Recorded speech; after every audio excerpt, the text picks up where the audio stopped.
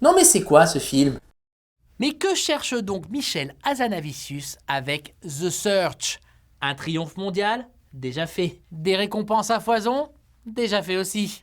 De se remettre de tout ça? Ah ça, c'est possible.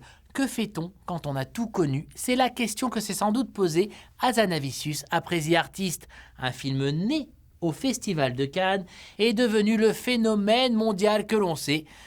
Que faire après ça?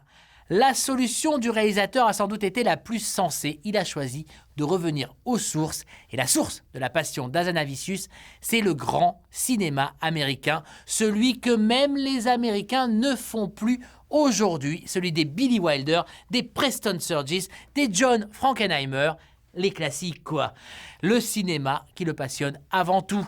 Et parmi ces films-là, il y en a un qui l'a particulièrement marqué. C'est bien le cas de le dire, puisque ce film, c'est The Search, le film de Fred Zinnemann.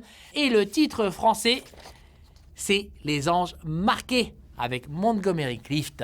L'histoire était celle de l'errance d'un enfant dans l'Europe d'après-guerre, de sa mère qui le recherche et d'un GI qui se prend d'affection pour lui, du très beau mélodrame historique comme Hollywood n'ose plus trop en faire aujourd'hui.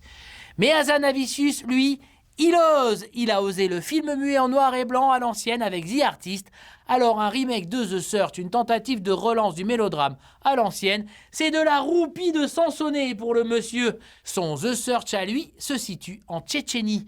Je vais être prudent parce que personne n'a encore rien vu, mais le GI de l'original a l'air d'avoir été remplacé par une volontaire d'une organisation humanitaire jouée par la compagne d'Hazanavicius, Bérénice Bejo, qui revient à Cannes un an après son prix d'interprétation féminine largement mérité pour Le Passé.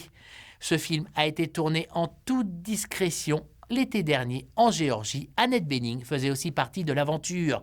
Bon alors il y a de l'audace, il y a de la tentative dans ce Search-là, mais il n'en reste pas moins que le film est un remake. Et quand on a dit à Billy Wilder qu'il y allait avoir un remake de Sabrina, il a répondu « I didn't know there was something wrong with the original ». Je ne savais pas qu'il y avait quelque chose qui n'allait pas dans l'original. C'est à peu près ce que je pense des remakes.